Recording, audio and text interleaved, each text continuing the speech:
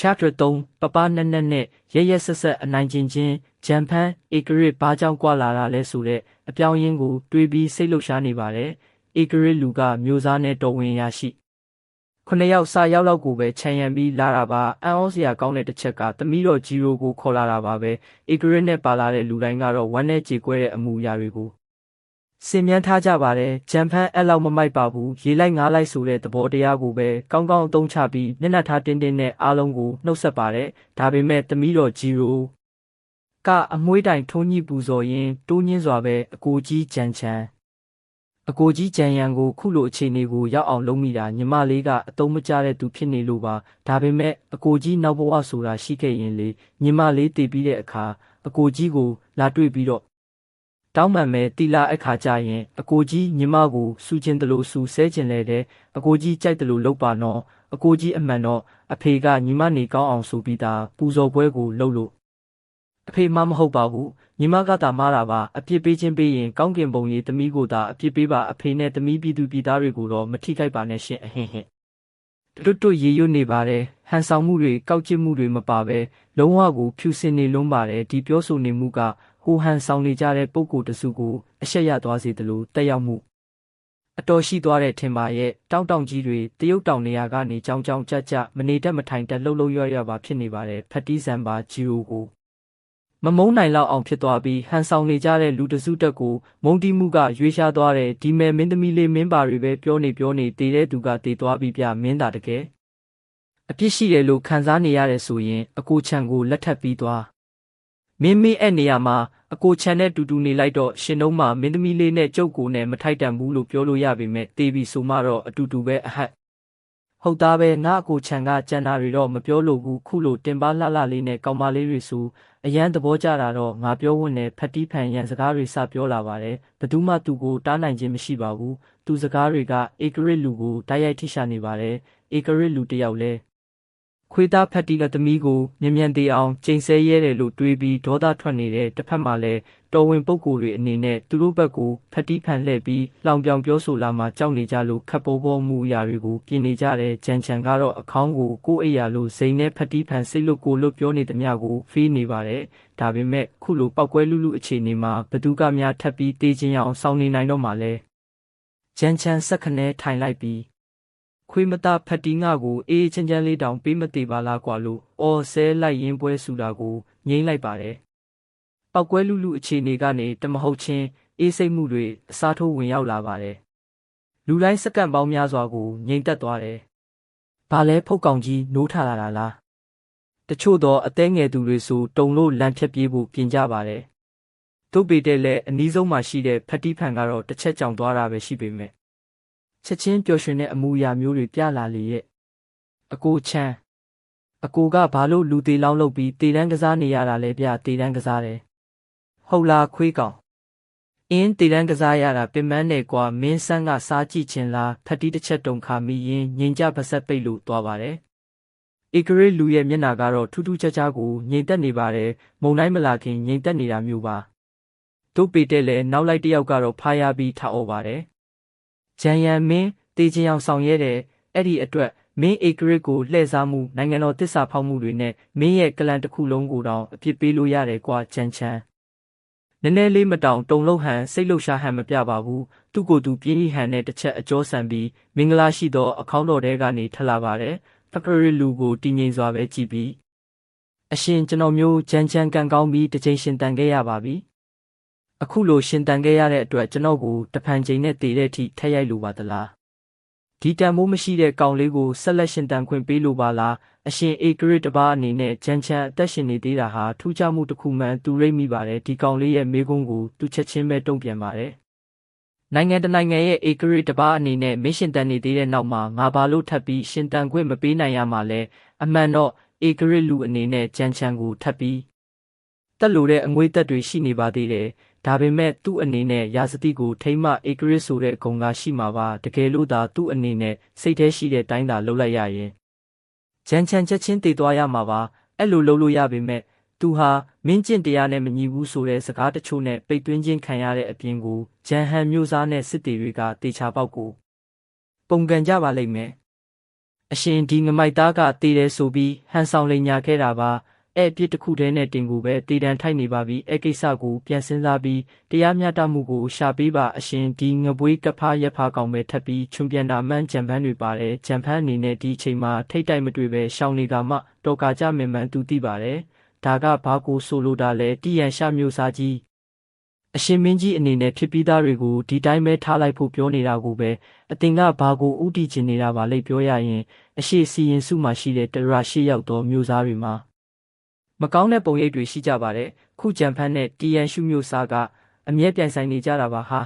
ာဂျန်ဟန်မျိုးစားကြီးကြံဖန်းခမရသားတရားကနေပြန်ရှင်လာတာကမထူးဆန်းဘူးလို့တော့ခမရမပြောပါဘူးနော်ဒီလိုခက်ကြောင်ကြောင်လှည့်စားမှုမှာခမရပါတောင်ပါနေနိုင်တယ်လို့ကြုတ်တန်တရားရှိတယ်အရှင်ကိုကြက်တရဝင်စစ်စစ်စုံစမ်းဖို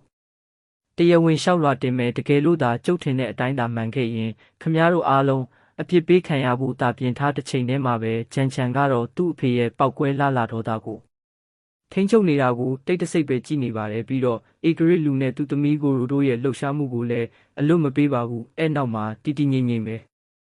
အရှင်ကျွန်တော်တို့ကလန်တစ်ခုလုံးကိုအပြစ်ပေးရှင်းပစ်ဖို့ဆိုတာကတကယ်ကိုလွယ်ကူလုံးပါတယ်ဒါပေမဲ့အရှင်ရဲ့မြင့်မြတ်တဲ့သမီးလေးတက်ကိုကယ်ဖို့ကပိုအရေးကြီးတယ်လို့မထင်ဘူးလား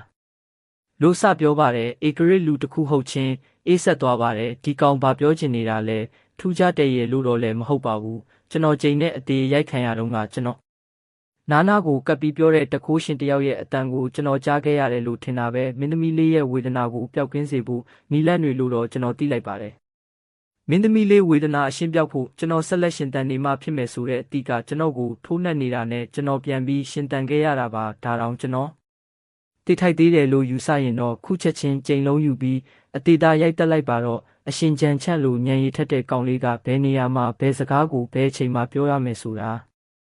ာကောင်းကောင်းကြီးသိပါတယ်သူပြောတဲ့စကားလုံးတိုင်းကဧကရစ်လူရဲ့အားနည်းချက်ကိုတက်တဲ့ကြီးကိုမှန်ပါတယ်ဧကရစ်လူကတကယ်ကိုတိုင်းပြည်မှာထက်မြက်တဲ့ပုဂ္ဂိုလ်တစ်ယောက်ပါသူသမီးအတွက်ကတော့ဘာကိုမှမတွေးတတ်တဲ့အချစ်ကြီးတဲ့ဖခင်ကောင်းလေးပေါ့နတ်ဖျားဆိုတဲ့အတန်ကိုကြားလိုက်တာနဲ့သူသမီးရဲ့ဝေဒနာရဲ့ကုသနိုင်တယ်ဆိုတာကသူ့ကိုအတော်ကြီးကိုဆွဲဆောင်သွားပါတယ်ဂျန်ဂျန်မင်းတီပြောနေတာလားကျွန်တော်မျိုးအရင်ကိုလိန်လို့ဘာအကျိုးရှိမှလဲအရှင်ဂျန်ဂျန်လိုတာထက်ပိုလိုကျိုးပြပါတယ်ကောင်းပြီးတကယ်လို့သာမင်းငါသမီးရဲ့ဝေဒနာကိုကုသနိုင်တယ်ဆိုရင်အရှိစီရင်စုမှရှိတဲ့ကြိုက်ရာကိုတောင်းဆိုနိုင်တယ်လို့ငါကတိပေးတယ်ဒီတစ်ချိန်မှာတော့ဂျန်ပန်းဆိုးရင်အလှည့်ရောက်ပါပြီငါသားဂျန်ဂျန်ကတော့သူချိန်နဲ့အရိုက်ခံရတာကိုမကျေနပ်ပြီးဧကရစ်လူနဲ့ကစားပွဲတစ်ခုလှုပ်ချင်နေတဲ့နဲ့တူတယ်ဒီတိုင်းသာဆိုရင်တော့ဖြင့်သူတို့နောက်ပိုင်းမှာဒုက္ခတွေတဝကြီးခံစားရဖို့ရှိနေပါပြီသူဝင်ဖို့တော့လိုလာပြီလေ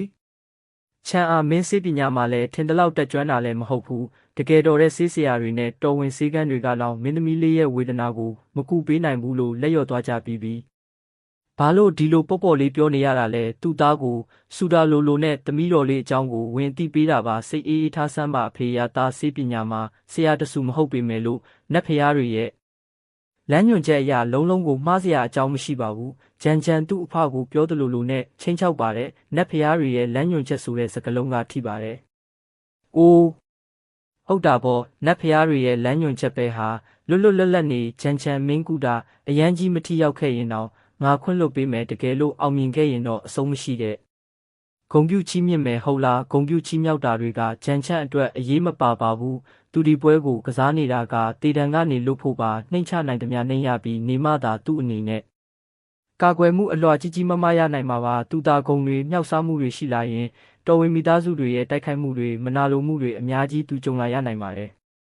်ရာဇဝတ်သားတယောက်အနေနဲ့ဂုံတွေပါတွေကတကယ်ကိုချီးမြှောက်ရကြလွန်းလာပါတယ်အရှင်ကျွန်တော်ရဲ့ရာဇဝတ်မှုကိုဖယ်ရှားပေးတာကိုကကြီးမားလာပါပြီကျွန်တော်အရှင်ရဲ့သမီးတော်ဝေဒနာကိုအစွမ်းကုန်ကုသပေးမှာပါအရှင်သူ့စကားကတာသွားပါတယ်လူတိုင်းကသူ့ရဲ့အမှုတွဲကိုဖျောက်စေချင်တာကိုသိပါတယ်ဂျန်ပန်းအပါဝင်တော်ဝင်မိသားစုတွေကဂျန်ပန်းရဲ့နှိမ့်ချတတ်မှုစကားပြော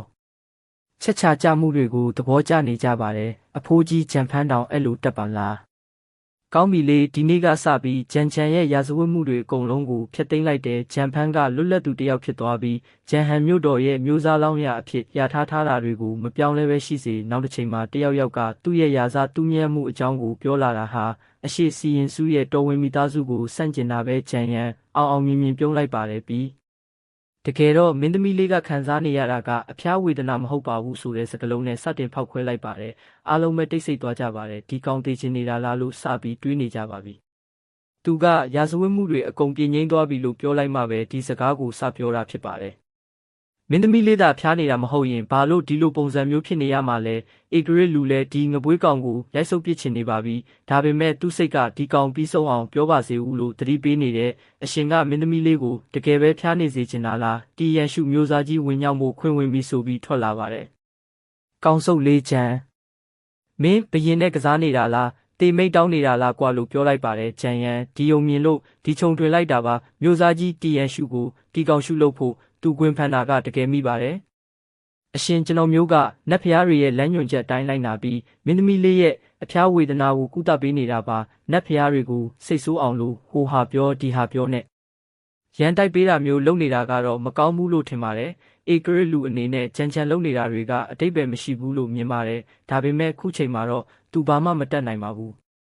နတ်ဖျားနဲ့ပဲလာချင်းချောင်းနေသည်ကိုပြီးကြမ်းကြမ်းတရားကနေရင်လာတာကလည်းထူးခြားနေသည်ပဲဒီနှစ်ချက်နဲ့တင်ပဲသူ့အနေနဲ့စွန့်စားဖို့တင့်နေပြီလေတီရန်ရှမျိုးစားကြီးဒီနာက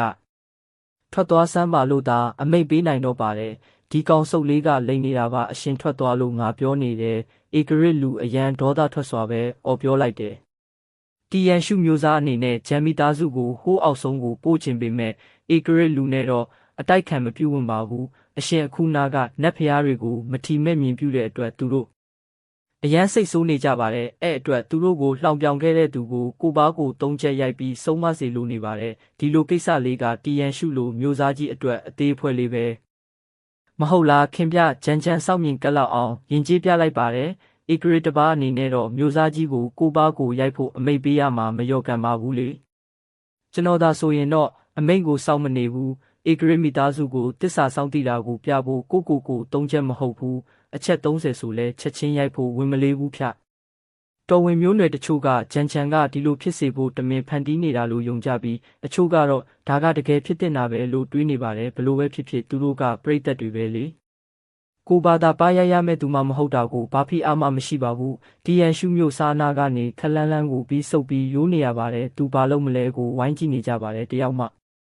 သူ့အနားမှာမရှိကြတော့ပါဘူးဒီကောင်မှုမျိုးစားကြီးစိတ်ပြက်လက်ပြက်ကိုဖြစ်သွားပါတယ်လောကကြီးကပါငါ့ကိုမျက်နှာသာမပေးပါလားလောကသုံးပါးသခင်ချတ်လေးကိုပါကိုရိုက်စေခြင်းအခုလာကြတဲ့မြင့်မြတ်တဲ့ပုံကိုကြီးတွေကဂျမ်မီသားစုကိုခြောက်တွန်းကြအောင်လို့တီရန်ရှမျိုးစားကြီးနဲ့လိုက်ပါလာကြတာပါဒါပေမဲ့ခုတော့အခြေအနေကပြောင်းပြန်ဖြစ်သွားပြီးတယောက်မှစကားမပြောရဲကြတော့ပါဘူးမြားဦးကအချိန်မရွေးကိုဘက်လှည့်လာနိုင်နေသည်ပဲလေတီရန်ရှမျိုးစားဘက်ကသာတွားရက်တီးပြီးပြောနေရင်နတ်ဖျားတွေကိုစန့်